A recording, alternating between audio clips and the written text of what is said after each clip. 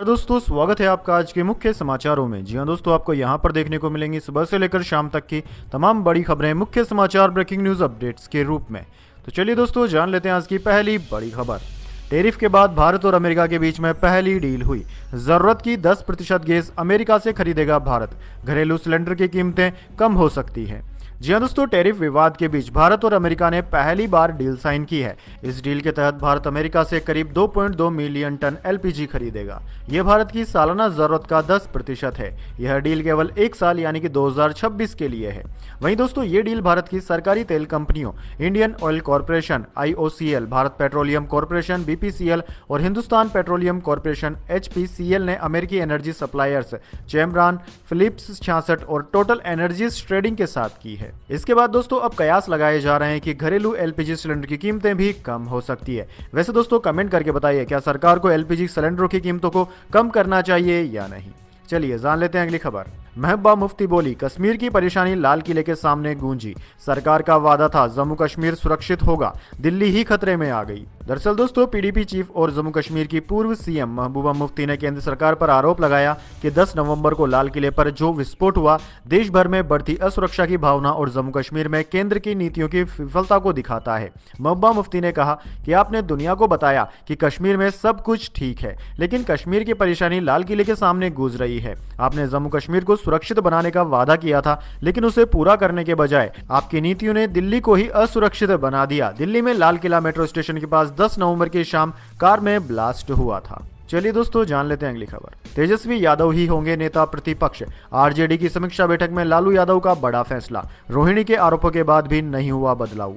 जी हाँ दोस्तों, बिहार विधानसभा चुनाव में मिली करारी हार के बाद सोमवार को पटना में तेजस्वी यादव के आवास पर RJD की समीक्षा बैठक बुलाई गई। राजद की समीक्षा बैठक में कई बड़े फैसले लिए गए। सूत्रों के हवाले से मिली जानकारी के अनुसार बैठक में पार्टी सुप्रीमो लालू प्रसाद यादव ने यह साफ कर दिया कि तेजस्वी यादव आगे भी नेता प्रतिपक्ष बने रहेंगे और पार्टी आने वाले दिनों में उनके दिशा निर्देश पर ही अपना राजनीतिक सफर तय करेगी। RJD की समीक्षा बैठक में चुनावी हार को लेकर विस्तृत मंथन हुआ, जिसमें कई विधायकों और वरिष्ठ नेताओं ने अपनी अपनी राय रखी। चलिए दोस्तों, जान लेते हैं अगली खबर। शेख हसीना दोषी करार। निहत्थे नागरिकों पर गोली चलवाने के मामले में मिली फांसी की सजा। जी हां दोस्तों, बांग्लादेश की अदालत ने पूर्व प्रधानमंत्री शेख हसीना को निहत्थे नागरिकों पर गोली चलाने और मानवता के खिलाफ अपराध के मामले में दोषी ठहराया है। कोर्ट ने उन्हें फांसी की सजा सुनाई है। अदालत ने पाया कि शेख हसीना ने प्रदर्शनकारियों को दबाने और मारने के लिए घातक हथियारों और ड्रोन का इस्तेमाल करने के आदेश दिए थे। इस गंभीर अपराध के चलते उन्हें फांसी की सजा सुनाई गई है। अदालत ने अपने फैसले में यह भी कहा कि शेख हसीना और उनके सहयोगियों के आदेशों पर ही मानवता के खिलाफ अपराध अंजाम दिए गए। कोर्ट ने अपने फैसले में कहा कि पहले आरोप के तहत शेख हसीना ने स्थिति को संभालने और हिंसा को रोकने की जिम्मेदारी पूरी नहीं की। चलिए दोस्तों, जान लेते हैं अगली खबर। प्रधानमंत्री ने ट्रैक मशीन में बैठकर बुलेट ट्रेन प्रोजेक्ट देखा। शनिवार को सूरत पहुंचे थे मोदी। NHSRCL ने जारी की दौरे की तस्वीरें। जी हाँ दोस्तों, प्रधानमंत्री नरेंद्र मोदी ने शनिवार को गुजरात के सूरत पहुंचे थे। यहां उन्होंने आंद्रोली इलाके में बन रहे देश के पहले बुलेट ट्रेन स्टेशन का दौरा किया था। इस दौरान प्रधानमंत्री ने ट्रैक मशीन में बैठकर पूरे कॉरिडोर का जायजा लिया। PM यहां लगभग 35 मिनट तक रुके और प्रोजेक्ट से जुड़े अधिकारियों कर्मचारियों से बात की। इस दौरान प्रधानमंत्री मोदी ने अधिकारियों से कहा कि आपने हर अनुभव को इस भावना के साथ दर्ज किया है। मैंने अपने देश के लिए काम कर रहा हूँ, देश को कुछ नया देने जा रहा हूँ। यह आने वाली पीढ़ी के लिए बहुत उपयोगी है। इस दौरे की आधिकारिक तस्वीरें और जानकारी national high speed rail corporation limited ने अब जारी की है। चलिए दोस्तों, जान लेते हैं अगली खबर। मक्का से मदीना जा रहे 45 भारतीयों की मौत। उमरा के लिए जा रही बस डीजल टैंकर से टकराकर जली, सिर्फ एक शख्स जिंदा बचा। जी हाँ दोस्तों, सऊदी अरब में सोमवार देर रात एक सड़क हादसे में 45 भारतीयों की मौत हो गई। मक्का से मदीना जाते समय इनकी बस डीजल टैंकर से टकरा गई थी और उसमें आग लग गई थी। मृतकों में 18 महिलाएं, 17 पुरुष और 10 बच्चे शामिल हैं। हादसे में सिर्फ एक शख्स जिंदा बचा है। उसकी पहचान मोहम्मद अब्दुल शोएब के रूप में हुई है। उसकी उम्र 24 साल है। शोएब ड्राइवर के पास बैठा था। हादसे के बाद उसे तुरंत अस्पताल लेकर जाया गया। एक सरकारी अस्पताल में उसका इलाज फिलहाल चल रहा है। चलिए दोस्तों, जान लेते हैं अगली खबर। बिहार में 20 नवंबर को नई सरकार का शपथ ग्रहण। 19 को भंग होगी विधानसभा। राज्यपाल से मिले CM। कल JDU BJP विधायक दल की बैठक होगी। जी हाँ दोस्तों, बिहार विधानसभा चुनाव में एनडीए की ऐतिहासिक जीत के बाद नई सरकार बनाने की कवायद शुरू हो गई है। नीतीश कुमार ने सोमवार को राज्यपाल आरिफ मोहम्मद खान से मुलाकात कर पत्र सौंपा है, जिसमें 19 नवंबर को विधानसभा भंग किए जाने की जानकारी दी गई। साथ ही एनडीए की प्रचंड जीत को लेकर नीतीश कुमार को बधाई दी गई है। इससे पहले कल आखिरी कैबिनेट मीटिंग हुई, जिसमें मौजूदा विधानसभा को 19 नवंबर को भंग करने का प्रस्ताव पास हुआ। यानी कि दोस्तों 20 तारीख को बिहार में नए मुख्यमंत्री आ जाएंगे। चलिए दोस्तों जान लेते हैं अगली खबर। विज्ञान का फिर चमत्कार, मंगेतर की मौत के लगभग 1.5 साल बाद मां बनी इजराइल की महिला। पोस्टमार्टम स्पर्म रिट्रीवल तकनीक की मदद ली, बोली मैंने वंश खत्म नहीं होने दिया।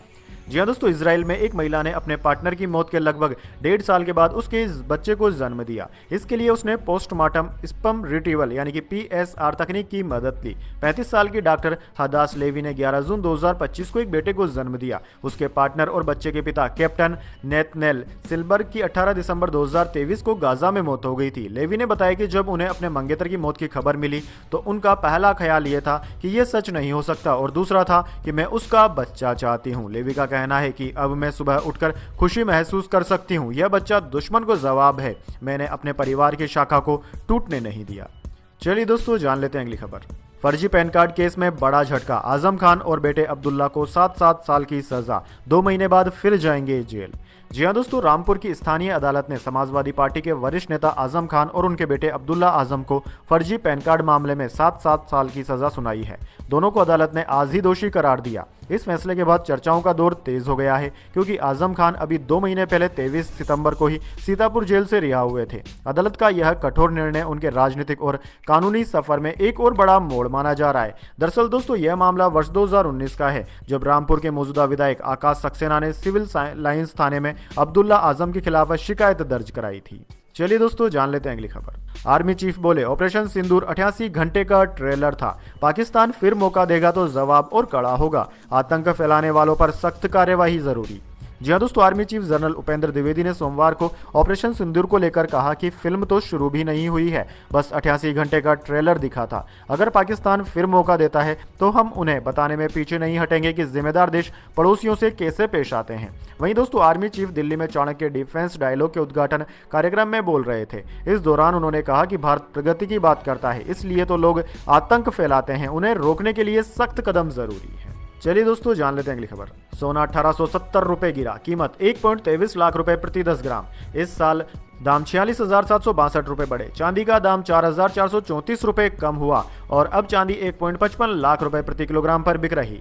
जी हाँ दोस्तों, आपने बिल्कुल सही सुना, सोने और चांदी के दाम में आज गिरावट देखने को मिली। Indian bullion and jeweller association के अनुसार आज 10 ग्राम सोना 1870 रुपए गिरकर 1,22,924 रुपए पर आ गया। इससे पहले सोने की कीमत 1,24,794 रुपए प्रति 10 ग्राम थी। वहीं दोस्तों दूसरी ओर चांदी की कीमतों की बात करें तो चांदी 4,434 रुपए गिरकर 1,54,933 रुपए प्रति किलोग्राम पर आ गई है। इससे पहले इसकी कीमत 1,59,367 रुपए प्रति किलोग्राम पर थी। वहीं दोस्तों कैरेट के हिसाब से सोने की कीमतों की बात करें तो 24 कैरेट सोने की कीमत 1,22,924 रुपए, 22 कैरेट सोने की कीमत 1,12,598 रुपए, 18 कैरेट सोने की कीमत 92,193 रुपए और 14 कैरेट सोने की कीमत 71,911 रुपए प्रति 10 ग्राम है। चलिए दोस्तों जान लेते हैं अगली खबर। बेटी घर छोड़कर चली गई, लालू देखते रहे, पार्टी के वरिष्ठ नेता शिवानंद तिवारी ने आरजेडी प्रमुख पर उठाए सवाल। जी हां दोस्तों, बिहार विधानसभा चुनाव परिणाम में राष्ट्रीय जनता दल राजद को मिली करारी हार के बाद लालू प्रसाद यादव के परिवार में घमासान मचा हुआ है। आरजेडी के संरक्षक लालू प्रसाद यादव के परिवार में हुए घटनाक्रम के बीच उनके करीबी सहयोगी और पार्टी के पूर्व उपाध्यक्ष शिवानंद तिवारी ने उनकी जमकर आलोचना की। शिवानंद तिवारी ने पूछा, क्या वरिष्ठ राजनेता सिर्फ देखते रहे जब उनकी बेटी रोहिणी आचार्य अपने भाई तेजस्वी यादव के साथ झगड़े के बाद आंसू बहाते हुए घर से बाहर निकली? दरअसल दोस्तों आपको बता दें, रोहिणी ने शनिवार को अपने भाई तेजस्वी पर गंभीर आरोप लगाते हुए घर छोड़ दिया था। चलिए दोस्तों जान लेते हैं अगली खबर। भोपाल में पारा 5.2 डिग्री बढ़ा, 84 साल पुराना रिकॉर्ड टूटा। राजस्थान के 16 शहरों का तापमान 10 डिग्री से नीचे, दिल्ली में 9% टेम्परेचर। जी हाँ दोस्तों, उत्तर भारत और मध्य भारत में कड़ाके की ठंड पड़ रही है। मध्य प्रदेश की राजधानी भोपाल में रविवार रात पारा 5.2 डिग्री सेल्सियस दर्ज किया गया। यह सामान्य से 9.2 डिग्री नीचे रहा। एक ही रात में लगभग 1.2 डिग्री की गिरावट दर्ज की गई। दरअसल दोस्तों इससे 84 साल पुराना रिकॉर्ड भी टूट गया। भोपाल में नवंबर की सर्दी का ओवरऑल रिकॉर्ड 30 20 नवंबर 1941 में 6.1 डिग्री का था, जो कि रिकॉर्ड किया गया था। राजस्थान में भी दिन और रात के तापमान में 1 से 2 डिग्री की गिरावट दर्ज की गई है। उधर दोस्तों दिल्ली में रविवार को ठंड ने नवंबर में 3 साल का रिकॉर्ड तोड़ दिया था। न्यूनतम तापमान 9 डिग्री सेल्सियस दर्ज हुआ, जो सामान्य से 4.5 डिग्री कम है। हालांकि अभी कोल्ड वेव घोषित नहीं की गई है। चलिए, और ऐसे ही जानकारी के लिए हमारे चैनल को सब्सक्राइब, लाइक, कमेंट करें। धन्यवाद।